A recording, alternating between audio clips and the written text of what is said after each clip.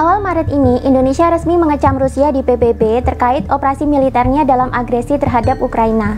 Indonesia resmi mengecam Rusia bersamaan dengan 140 negara lainnya. Menurut PBB, agresi Rusia ini dinilai telah melanggar pasal 2 dari Piagam PBB terkait integritas wilayah. Dalam resolusi tersebut, 141 negara termasuk Indonesia menggunakan kata condemn dan deplore. Mengancam atau deplore ini digunakan untuk istilah terkuat dalam menghadapi agresi Rusia terhadap Ukraina. Sedangkan mengutuk atau condemn ini digunakan untuk mengutuk operasi militer khusus di Ukraina yang dilancarkan oleh Rusia pada 24 Februari silam. Dalam sidang Majelis Umum PBB ini, ada beberapa negara yang abstain dan menolak kecaman ini. Beberapa negara yang abstain adalah Laos, Vietnam, Zimbabwe, Uganda, India, dan China. Sedangkan yang menolak kecaman ini adalah Rusia, Korea Utara, Eritrea, Suriah, dan Belarusia. Kecaman ini ramai diberikan negara-negara di PBB selain karena dampak agresi militer Rusia terhadap Ukraina, juga untuk merespon tindakan Rusia yang kini menyiagakan senjata-senjata nuklir mereka. Tentu saja, keputusan Indonesia ikut mengecam Rusia ini tidak sepenuhnya disetujui oleh semua pihak. Salah satu pakar hukum internasional di Indonesia, yakni Hikmahanto Juwana, termasuk menyayangkan keputusan Indonesia ini. Baginya, sikap Indonesia ini dinilai hanya mengekor Amerika Serikat dan sekutunya. Dalam kata lain, Indonesia masih tunduk pada pengaruh Barat. Padahal Indonesia sendiri menganut politik bebas aktif, di mana Indonesia seharusnya bisa menjaga jarak yang sama dalam perseteruan Rusia-Ukraina ini. Di Indonesia sendiri, peperangan Ukraina versus Rusia sendiri ternyata telah menyebabkan polarisasi. Ada sebagian masyarakat Indonesia yang pro-Rusia, ada yang pro-Ukraina, dan tidak jarang polarisasi ini menyebabkan kedua belah pihak bisa adu debat di sosial media. Tapi apakah benar dukungan Indonesia terhadap resolusi PBB ini murni dari Indonesia yang cinta perdamaian dan mengutuk penjajahan sesuai konstitusi? Ataukah ini adalah bentuk ketundukan atau ketakutan Indonesia terhadap pengaruh Barat? Apakah Indonesia sudah lupa bagaimana Rusia dulu getol membantu Indonesia di awal-awal kemerdekaan dan giat membantu Indonesia merebut irian Barat? Bagaimana Indonesia seharusnya bersikap? Apakah konflik Ukraina versus Rusia ini bisa menjadi momentum Indonesia untuk mengambil panggung politik di dunia demi menyeimbangkan politik Barat versus Timur? Sebelum kita lanjut videonya, kita simak dulu informasi menarik berikut ini. Setelah sukses menggelar retreat di Labuhan Bajo Oktober lalu yang ternyata pesertanya antusias banget dan banyak banget yang minta untuk diadakan retreat serupa, tahun ini aku bakalan ngadain retreat lagi. Tapi lokasinya di Lombok ya, dan kalian bakalan bisa sekalian menyambangi sirkuit MotoGP Mandalika yang viral itu sambil belajar adat dan filosofi suku Sasak yang unik. Di retreat Lombok besok kita akan belajar meditasi dan mengembangkan kesadaran bareng-bareng supaya hidup kita lebih sehat dan kita juga bisa membantu orang lain untuk sembuh atau healing. Dunia ini sedang tidak baik-baik saja. Mari kita bersama-sama menyatukan energi di Pulau Lombok yang indah, mencapai level kesadaran yang lebih tinggi, dan menyembuhkan dunia bersama-sama. Jadilah bagian dari proses penyembuhan ini. Baca deskripsi video untuk informasi selengkapnya ya. Sebelum kita bahas lebih lanjut, mungkin ada baiknya kita meninjau lagi definisi politik bebas aktif yang dianut Indonesia dalam hubungan internasional. Politik bebas aktif ini sudah diatur Konstitusi Indonesia dalam Undang-Undang Republik Indonesia Nomor 37 Tahun 1999 tentang hubungan luar negeri. Dalam pasal 3 disebutkan sebagai berikut. Yang dimaksud dengan bebas aktif adalah politik luar negeri yang pada hakikatnya bukan merupakan politik netral, melainkan politik luar negeri yang bebas menentukan sikap dan kebijaksanaan terhadap permasalahan internasional dan tidak mengikatkan diri secara a priori pada suatu kekuatan dunia, serta secara aktif memberikan sumbangan, baik dalam bentuk pemikiran maupun partisipasi aktif dalam menyelesaikan konflik, sengketa, dan permasalahan dunia lainnya demi terwujudnya ketertiban dunia yang berdasarkan kepada kemerdekaan, perdamaian abadi, dan keadilan sosial. Yang dimaksud dengan diabadikan untuk kepentingan nasional adalah politik luar negeri yang dilakukan guna mendukung terwujudnya tujuan nasional sebagaimana tersebut di dalam pembukaan Undang-Undang Dasar 1945.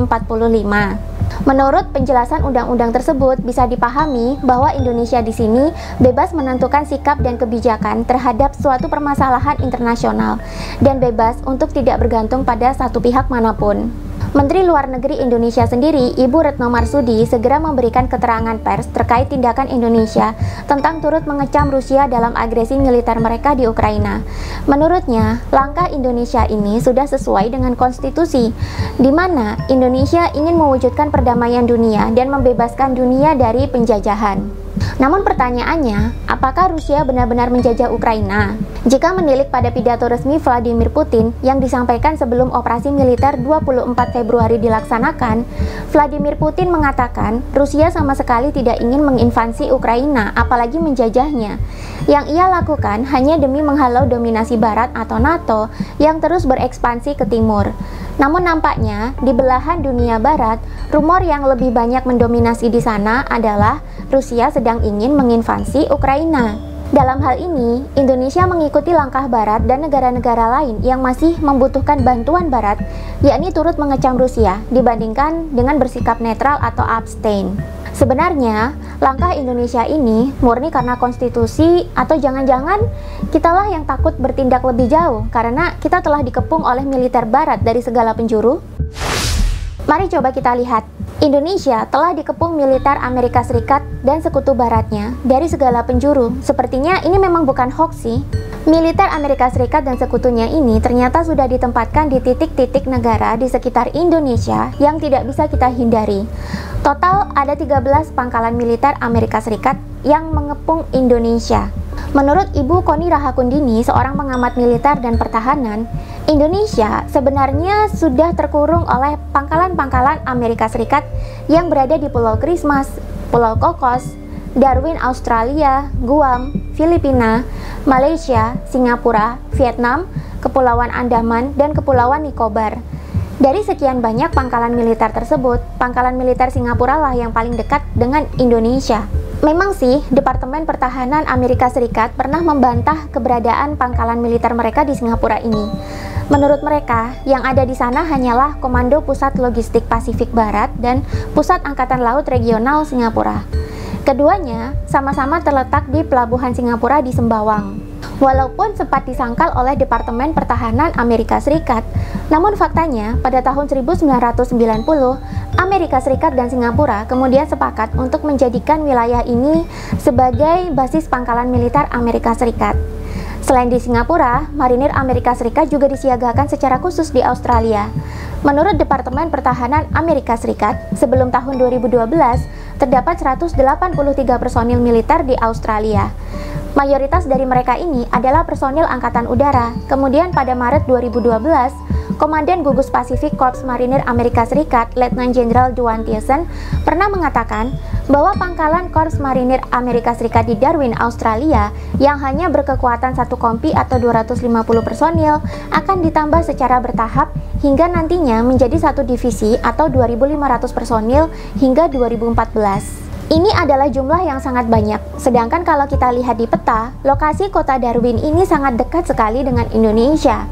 Selain di Australia, posisi militer Amerika Serikat juga ada di Kepulauan Diego Garcia yang berada di tengah-tengah Samudra Hindia. Di sana ada sekitar 500 personil yang berjaga dan mereka ini terdiri dari Angkatan Laut dan Angkatan Udara. Lokasi pangkalan militer Amerika Serikat terdekat lainnya adalah di Filipina yang merupakan koloni abadi dari Amerika Serikat. Menurut Departemen Pertahanan Amerika Serikat, ada setidaknya 130 personil tentara Amerika Serikat di sini sejak tahun 2012. Dan Filipina telah resmi mengizinkan Amerika Serikat untuk menjadikan wilayah kepulauannya mereka sebagai pangkalan militer Amerika Serikat, termasuk pulau-pulau kecil yang tersebar di perairan Laut Cina Selatan. Selain pangkalan militer yang sudah disiapkan oleh Amerika Serikat sendiri, ada juga pangkalan militer lain yang dibentuk secara gabungan antara Amerika Serikat dengan sekutu-sekutunya. Salah satunya adalah kerjasama pembangunan pangkalan militer dengan Lombrum Naval Base, yakni pangkalan laut milik militer Papua Nugini.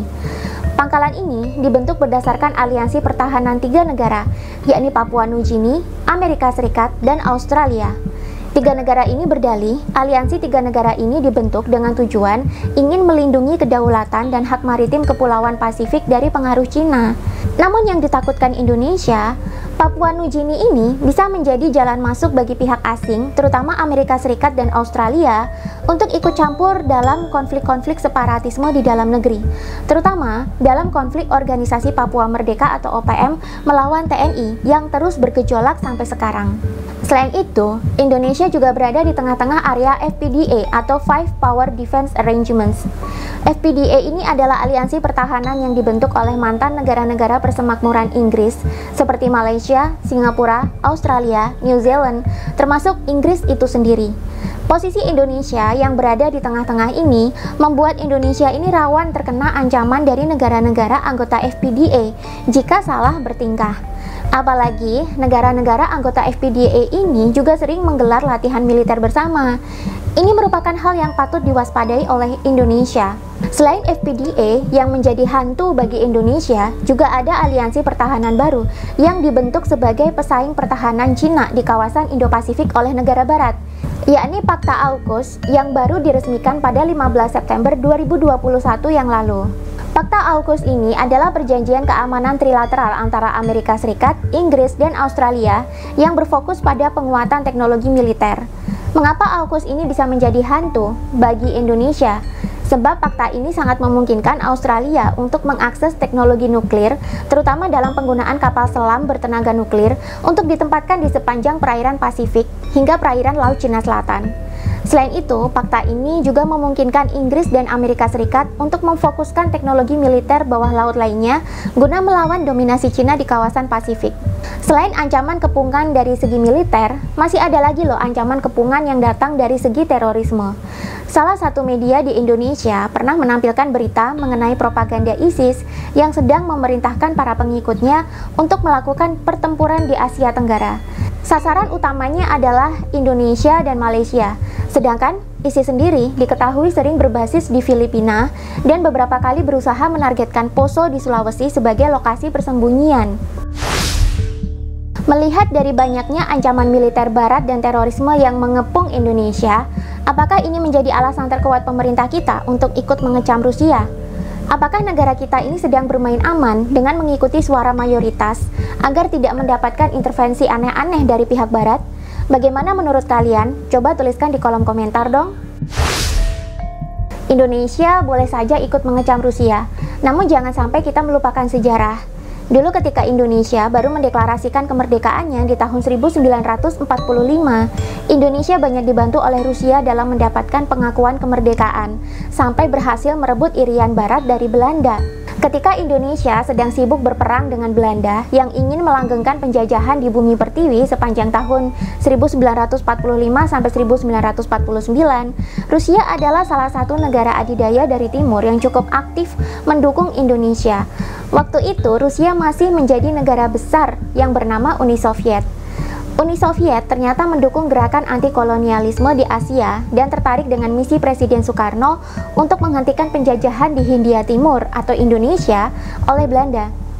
Dan dalam waktu mempertahankan kemerdekaan ini, Moskow atau ibu kota Uni Soviet ini banyak membantu Indonesia di bidang persenjataan, sehingga akhirnya Belanda gentar dan mau berunding dengan Indonesia. Uni Soviet juga ikut mendorong para anggota PBB untuk bisa mengakui kedaulatan Indonesia dan memasukkan Indonesia sebagai anggota resmi PBB. Ketika Belanda akhirnya mau mengakui kemerdekaan Indonesia di tahun 1949, ternyata pengakuan kemerdekaan itu tidak termasuk dengan wilayah Papua. Belanda berdalih, wilayah Papua memiliki perbedaan etnis dengan mayoritas orang Indonesia yang berkulit coklat atau kuning langsat. Karenanya, Belanda menganggap Papua seharusnya berdiri menjadi negara sendiri, tidak ikut Indonesia. Namun, Presiden Soekarno bersikeras ingin memasukkan Papua ke Indonesia. Upaya perundingan bilateral pun dilakukan dengan Belanda. Indonesia juga aktif meminta bantuan dari pihak PBB untuk menyelesaikan kasus Papua ini. Namun semuanya menemui jalan buntu. Akhirnya, pada tahun 1956, Presiden Soekarno melakukan kunjungan ke Moskow dan bertemu dengan pemimpin Uni Soviet, yakni Nikita Khrushchev. Di sana, Soekarno banyak membahas persoalan Irian Barat dan upaya membebaskan Indonesia sepenuhnya dari imperialisme Belanda. Uni Soviet yang saat itu berideologi sosialis komunis yang kuat, ternyata setuju dengan gagasan Soekarno yang menentang imperialisme dan kolonialisme Barat di benua Asia dan Afrika. Dengan cepat, Nikita Khrushchev pun mengumumkan dukungannya terhadap Indonesia. Moskow juga mulai mempersenjatai militer Indonesia. Dari akhir tahun 1950-an sampai akhir masa kepemimpinan Presiden Soekarno di tahun 1966, Uni Soviet telah memasok beberapa senjata dan alutsista untuk Indonesia. Di antaranya 1 kapal penjelajah, 14 kapal perusak, 8 kapal patroli anti kapal selam, 20 kapal rudal, beberapa kapal torpedo bermotor, dan kapal meriam, serta kendaraan-kendaraan lapis baja dan amfibi, helikopter, dan pesawat pengebom. Ketika Indonesia dipersenjatai Rusia dengan begitu banyak dan begitu lengkap, situasi geopolitik pun langsung berubah seketika. Kelengkapan alutsista ini terang saja membuat Belanda jadi gentar. Dan Indonesia dengan kelengkapan persenjataan ini memulai politik konfrontasi melawan Belanda di tahun 1960. Aktivitas militer Indonesia ini pun semakin meningkat di wilayah Irian Barat yang menjadi sengketa. Hal ini berlangsung sampai pada tahun 1962. Auri mulai beroperasi dari pangkalan di pulau-pulau di sekitar Irian Barat dengan pesawat pengebom Tupolev Tu-16 dari Uni Soviet, lengkap dengan misil anti kapal AS-1 Canal atau KS-1 KOM. Mereka semua dikerahkan untuk memukul mundur kapal HNLMS Karel Doorman milik Belanda yang sedang berada di Irian Barat. Konfrontasi yang dilakukan Indonesia terus berlanjut hingga mencapai skala penuh. Ini tentu saja membuat Amerika Serikat yang telah bergabung dengan Belanda dalam NATO mau tidak mau harus turun tangan membantu Belanda. Namun, ketika menyadari Indonesia telah di-backup begitu besar oleh Uni Soviet, ini tentu membuat Amerika Serikat berpikir 2 kali. Dukungan persenjataan yang begitu lengkap dari Uni Soviet bisa memicu krisis baru yang dapat memancing timbulnya Perang Dunia Ketiga jika Belanda dan Amerika Serikat terus merespon konfrontasi tersebut. Amerika Serikat tidak mau berkonfrontasi dengan Uni Soviet. Ia juga tidak mau tampak mendukung penjajahan Barat di benua Asia dan Afrika yang baru merdeka. Akhirnya Amerika Serikat menekan Belanda, sehingga pada tahun 1962 bulan Agustus, Belanda bersedia menyerahkan Irian Barat kepada otoritas bentukan PBB atau UNTEA. Setahun kemudian, UNTEA menyerahkan Irian Barat kepada Indonesia. Dukungan Uni Soviet yang kuat kepada Indonesia, jika menurut pengamat militer Koni Rahakundini Bakri, telah menimbulkan keseimbangan baru bagi percaturan politik dunia. Amerika Serikat dan sekutu Barat saat itu tak lagi menjadi satu-satunya pemegang politik dunia. Ada kekuatan baru dari timur yang siap melawan dominasi Barat, sehingga mereka tidak bisa seenaknya melakukan penjajahan dan menindas negara yang baru merdeka. Indonesia saat itu juga diperhitungkan sebagai negara dengan militer terkuat nomor 2 di Asia setelah negeri Cina. Sedangkan di kawasan Asia Pasifik bagian selatan, Indonesia adalah negara dengan kekuatan militer yang paling kuat. Namun, keharmonisan Uni Soviet dengan Indonesia ini tidak berlangsung lama. Kekuatan Indonesia dihancurkan dari dalam melalui operasi intelijen berdarah dari CIA yang memuncak pada malam G30 SPKI. Presiden Soekarno pun lengser, lalu digantikan oleh Presiden Soeharto yang memutar balik kebijakan politik luar negeri Indonesia. Indonesia kemudian menjadi sangat pro terhadap Barat. Hubungan diplomatik dengan Uni Soviet lalu diputus. Kekuatan dari timur pun perlahan-lahan merosot. Indonesia tak lagi menjadi negara dengan kekuatan militer terkuat di Asia bagian selatan. Indonesia pun menjadi negara yang cenderung diam dan mencari aman di kancah perpolitikan dunia. Dan tanpa sadar, kita semakin lama semakin terkepung oleh dominasi militer Barat hingga hari ini. Dan sampai hari ini, masih belum ada pemimpin yang mampu merebut panggung dominasi politik dan menjadi penyeimbang antara politik Barat dan politik Timur. Hanya Presiden Soekarno saja yang bisa melakukannya. Setelah sukses menggelar retreat di Labuhan Bajo Oktober lalu, yang ternyata pesertanya antusias banget dan banyak banget yang minta untuk diadakan retreat serupa, tahun ini aku bakalan ngadain retreat lagi. Tapi lokasinya di Lombok ya, dan kalian bakalan bisa sekalian menyambangi sirkuit MotoGP Mandalika yang viral itu, sambil belajar adat dan filosofi suku Sasak yang unik. Di retreat Lombok besok, kita akan belajar meditasi dan mengembangkan kesadaran bareng-bareng, supaya hidup kita lebih sehat, dan kita juga bisa membantu orang lain untuk sembuh atau healing. Dunia ini sedang tidak baik-baik saja. Mari kita bersama-sama menyatukan energi di Pulau Lombok yang indah, mencapai level kesadaran yang lebih tinggi, dan menyembuhkan dunia bersama-sama. Jadilah bagian dari proses penyembuhan ini. Baca deskripsi video untuk informasi selengkapnya ya.